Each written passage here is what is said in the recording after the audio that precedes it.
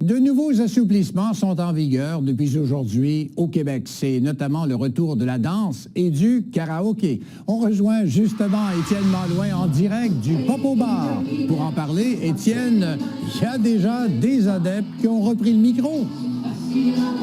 Et Pierre, vous le voyez et vous l'entendez, le cœur qui est déjà à la fête au Popo Bar. Vous allez voir des images en direct. Les gens qui avaient hâte de pouvoir commencer à danser, à chanter, de se retrouver ici. Même si on est lundi soir, il n'y a aucun problème. Les gens se sont présentés, les portes ont ouvert il y a quelques minutes. Il y a quand même des règles sanitaires à respecter. Les gens qui doivent présenter le passeport vaccinal, qui doivent aussi garder le masque pour se déplacer, mais ils peuvent chanter, ils peuvent danser. Ils sont heureux. On peut écouter quelques personnes à qui j'ai parlé il y a quelques instants, suivies de la gérante du Popo Bar. Oh, super bien. Ça fait longtemps que je l'attends.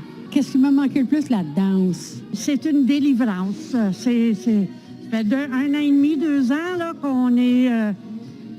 on peut pas danser. Ça va faire du bien, se défouler un peu sur le plancher de danse.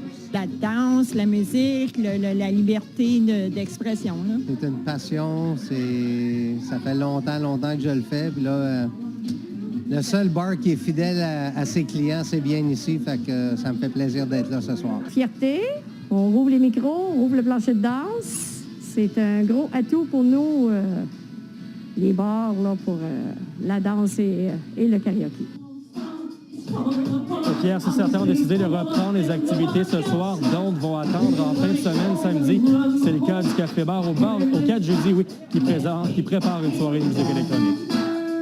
Les gens ont été très bons pour respecter à l'intérieur des murs là, les derniers mois, quand on était ouvert, les consignes de rester assis. On sentait que ça venait de plus en plus dur, avec une clientèle qui est entièrement vaccinée à l'intérieur de nos portes.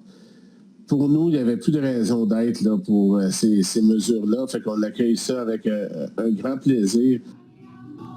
Étienne, certains experts sont mitigés face à l'arrivée de ces nouveaux assouplissements.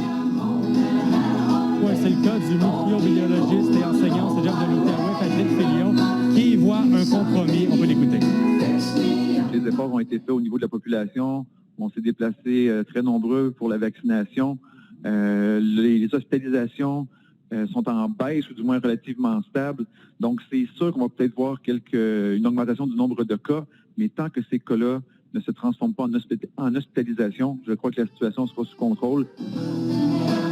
Et vous parlez, Pierre, un peu plus tôt des mesures sanitaires. Il y a des protecteurs de micro en mousse comme ceux-ci qui sont donnés à chaque personne pour éviter la propagation des bactéries. Donc, oui, encore des mesures sanitaires, mais les gens sont très heureux de pouvoir retrouver un semblant de vie normale avec le retour de la danse et du karaoké.